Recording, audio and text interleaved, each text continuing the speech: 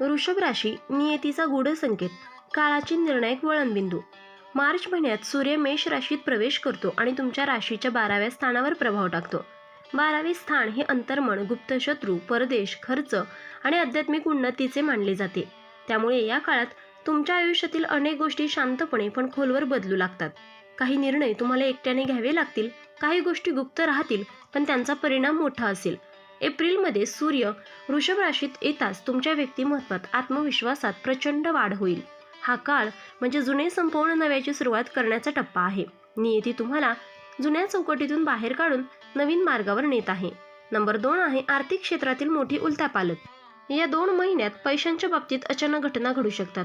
अडकलेली रक्कम परत मिळण्याची शक्यता आहे. काहींना वारसा हक्क किंवा पूर्वीच्या गुंतवणुकीतून लाभ मिळू शकतो, पण त्याच वेळी खर्चही वाढू शकतो. विशेषतः घर, कुटुंब किंवा आरोग्याशी संबंधित खर्च संभवतो.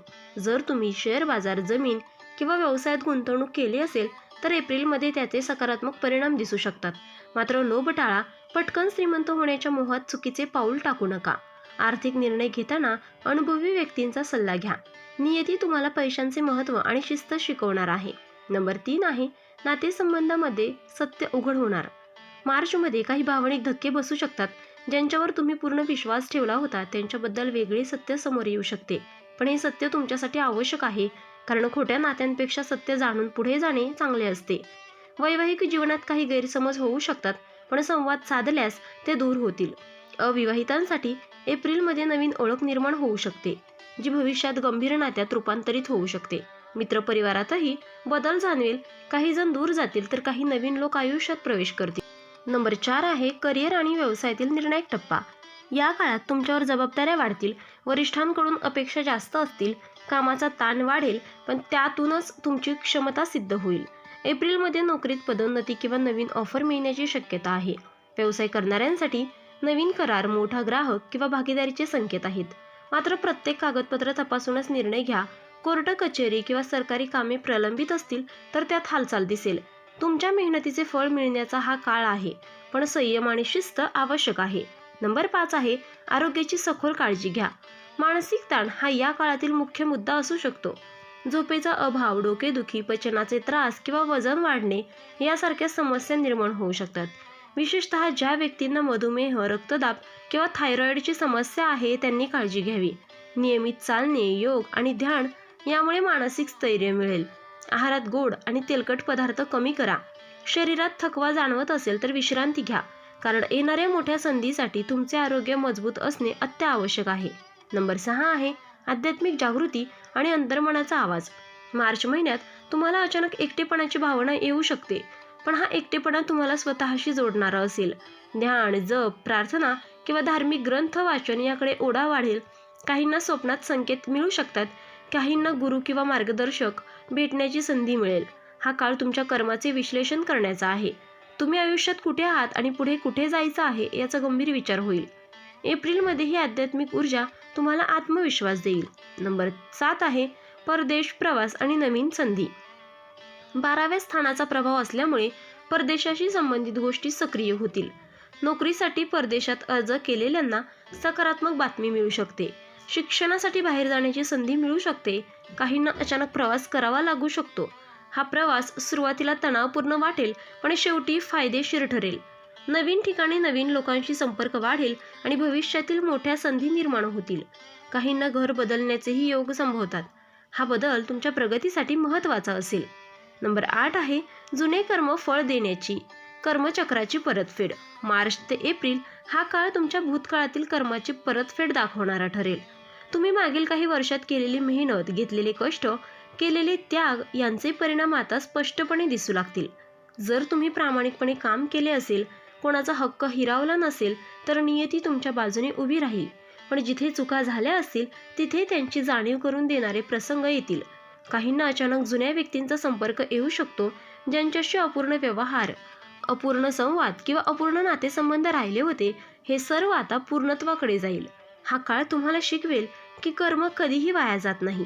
चांगले किंवा वाईट, प्रत्येक कृतीचा परिणाम ठरलेलाच असतो. नंबर 9 आहे कुटुंबातील मोठी घटना, घरात बदलाचे वारे. या 2 महिन्यात घरातील वातावरण जाणवण्यासारखा बदल होईल. काही घरांमध्ये शुभ कार्याची तयारी सुरू होईल. लग्न, साखरपुडा, नवीन घर खरेदी किंवा नवीन सदस्याचे आगमन. तर काही घरांमध्ये एखाद्या वडीलधाऱ्यांच्या आरोग्याची चिंता वाढू शकते. कुटुंबातील जबाबदाऱ्या तुमच्यावर वाढू शकतात.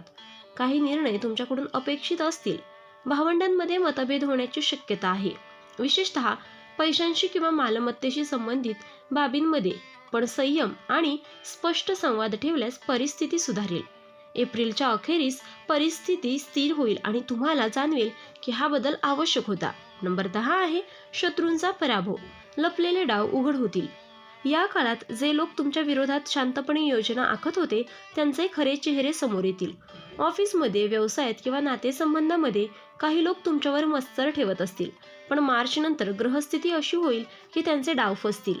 कोर्ट कचेरीचे प्रश्न असतील तर त्यात तुमच्या बाजूने हालचाल होईल. तुमच्यावर अन्याय झाला असेल तर न्याय मिळण्याची प्रक्रिया सुरू होईल. मात्र तुम्ही स्वतः शांत राहणे महत्त्वाचे आहे. बदला घेण्याचा विचार टाळा. नियती स्वतः योग्य तो निर्णय घेणार आहे. आता काय करावे आणि काय टाळावे? ग्रह शांतीसाठी काही उपाय आहेत. या काळात संयम सर्वात मोठी गुरुकिल्ली आहे. प्रत्येक निर्णय घाईत घेऊ नका. शुक्रवारी देवी लक्ष्मीची उपासना करा. घरात स्वच्छता आणि सकारात्मक ऊर्जा ठेवा. गरजू लोकांना अन्नदान करा. वडीलधाऱ्यांचा आशीर्वाद घ्या. वादविवाद, अहंकार आणि दिखावा टाळा. आर्थिक व्यवहार लिखित स्वरूपात करा. नकारात्मक लोकांपासून थोडे अंतर ठेवा. नियमित प्रार्थना आणि ध्यान यामुळे मानसिक स्थैर्य वाढेल. ग्रहांचा प्रभाव संतुलित ठेवण्यासाठी सात्विक जीवनशैली अंगीकारा. आता अंतिम संदेश. नियतीसमोर कोणाचेही चालत नाही. वृषभ राशीसाठी मार्च ते एप्रिल हा काळ साधा नाही. हा नियतीने आखलेला मोठा आराखडा आहे. काही घटना तुमच्या हाताबाहेर जातील. काही प्रसंग अचानक येतील. पण प्रत्येक गोष्टीमागे एक दैवी योजना आहे. 36 कोटी देव सुद्धा ज्याला थांबवू शकत नाहीत, असा बदल तुमच्या आयुष्यात घडणार आहे. कारण हा बदल तुमच्या कर्मफळाशी जोडलेला आहे. घाबरू नका, स्थिर राहा. जे काही घडेल ते तुमच्या दीर्घकालीन उन्नतीसाठीच आहे. हा काळ तुम्हाला अधिक परिपक्व, अधिक मजबूत आणि अधिक यशस्वी बनवण्यासाठी आला आहे. पुढे चला, कारण तुमच्यासाठी नवीन युगाची सुरुवात होत आहे. तर मित्रांनो, व्हिडिओ आवडला असेल तर व्हिडिओला लाईक करा, चॅनलला सबस्क्राईब करा. आणि हो, तुम्हालाही तुमच्या राशीची अंगठी हवी असेल तर डिस्क्रिप्शनमध्ये मी त्याची लिंक दिली आहे. तिथे जाऊन तुम्ही ती खरेदी करू शकता. व्हिडिओ पाहिल्याबद्दल धन्यवाद. श्री स्वामी समर्थ.